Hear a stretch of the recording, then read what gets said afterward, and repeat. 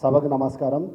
వేదిక మీద ఉన్న పెద్దలందరికీ, అదేవిధంగా ఇక్కడ విచ్చేసిన రైతు సోదరులు అందరికీ కూడా పేరు పేరున ధన్యవాదాలు, నమస్కారాలు తెలియజేస్తూ, ముఖ్యంగా ఇంతకుముందు మాట్లాడిన రైతు సోదరులందరూ కూడా ఏ విధంగా ప్రభుత్వం చేస్తున్నటువంటి అలైన్మెంట్లో మార్పుల భాగంగా ఏ విధంగా నష్టపోతున్నాం, చిన్న రైతులు చిన్నకారు రైతులు ఏ విధంగా నష్టపోతున్నారు అనే సందర్భం చెప్పిండ్రు. నిజంగా ఈరోజు ఈ ప్రభుత్వము వచ్చిన తర్వాత ఏ ఒక్క వర్గం కూడా నిద్రపోతున్నటువంటి పరిస్థితి లేదు. చెమట ఓడ్చి బంగారు పంటలు పండించాల్సినటువంటి రైతులు ఈరోజు రోడ్ల మీద ఈరోజు అడుక్కునే పరిస్థితి వచ్చింది. ముఖ్యంగా ఈ అలైన్మెంట్కి సంబంధించి గతంలో ఏదైతే కేసీఆర్ గారి నాయకత్వంలో చేసిన అలైన్మెంట్నే కంటిన్యూ చేయాలనేటువంటి అభిప్రాయం ఇక్కడ అందరు రైతులు వ్యక్తం చేసిండ్రు.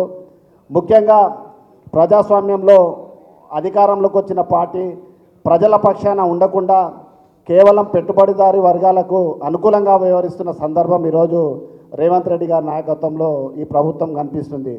ముఖ్యంగా పెద్ద రైతులు అదేవిధంగా రియల్ ఎస్టేట్ వెంచర్లను తప్పిస్తూ అదే భూమిని నమ్ముకొని కన్నతల్లిగా ఒక భూమిని నమ్ముకొని ఆరుగాలం కష్టం చేసేటువంటి రైతులను దృష్టిలో పెట్టుకొని ప్రభుత్వము ఈరోజు మనమందరం ముఖ్యంగా రైతుల్లో సంఘటితం కావాల్సినటువంటి అవసరం ఉన్నది.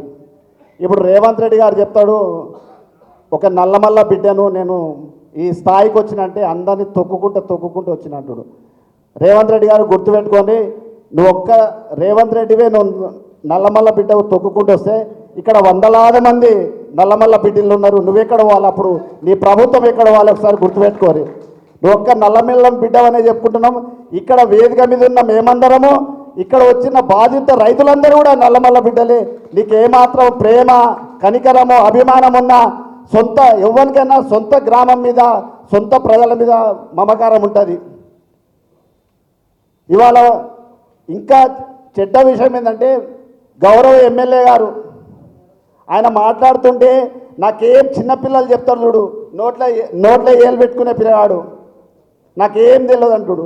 నీకేం తెలియనప్పుడు ఇలా ఖానాపూర్లో ఉన్న అలైన్మెంట్ ఎట్లా మారింది, పెద్ద బడా వ్యాపారస్తులకు ఏ విధంగా మారింది, నిజంగా ప్రజల పక్షాన ఈరోజు నిజంగా నారాయణ రెడ్డి గారికి ఏమాత్రమో ప్రజలతో ఓట్లతోటి గెలిచిన సందర్భాన్ని గుర్తుపెట్టుకొని, ఓకే నీకు తెలియకున్నా సరే ఒక చదువురాని ఒక అమాయకులైన రైతు చెప్తుంది ఇక్కడ ఏం జరుగుతుంది, ఇంతకుముందు అలైన్మెంట్ ఏమున్నది, ఇప్పుడు ఏం మారిందని ఒక రైతు చెప్తాడు. వాళ్ళ సమస్యలు విను, శ్రద్ధగా విను, వాళ్ళ పక్షాన నిలబడు, నీకు అంతో ఇంతో గౌరవం నిలబడుతుంది. కానీ లేకపోతే ఈ రైతుల ఉసురు తగిలి ఖచ్చితంగా ఈ ప్రభుత్వము రాబోయే రోజులలో అతి త్వరలో, ఎందుకంటే రైతు దెబ్బ ఏ విధంగా ఉంటుందని మొన్న కొడంగల్ రైతులు చూపెట్టారు.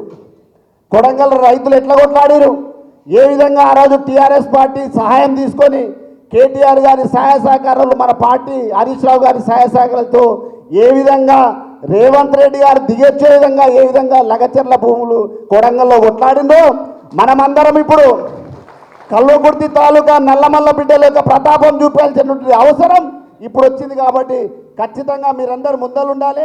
మీ అందరికీ కూడా పార్టీ ఎప్పటికీ అండదండలుండి, వేదిక మీద ఉన్న పెద్దలు కానీ, గౌరవ కేసీఆర్ గారు కానీ, కేటీఆర్ గారు కానీ, హరీష్ రావు గారు, మేమంతా మీతో పాటు ఉండి ఎట్టి పరిస్థితుల్లో కూడా ఒక్క ఎకరా భూమి కూడా ఇచ్చేటువంటి పరిస్థితి కల్వకుర్తి ప్రాంతంలో లేదని మీ అందరికీ మీ పక్షాన మేము కూడా తెలియజేస్తూ, నాకు ఈ అవకాశం ఇచ్చిన పెద్దలకు మరొకసారి ధన్యవాదాలు తెలియజేస్తూ, జై తెలంగాణ.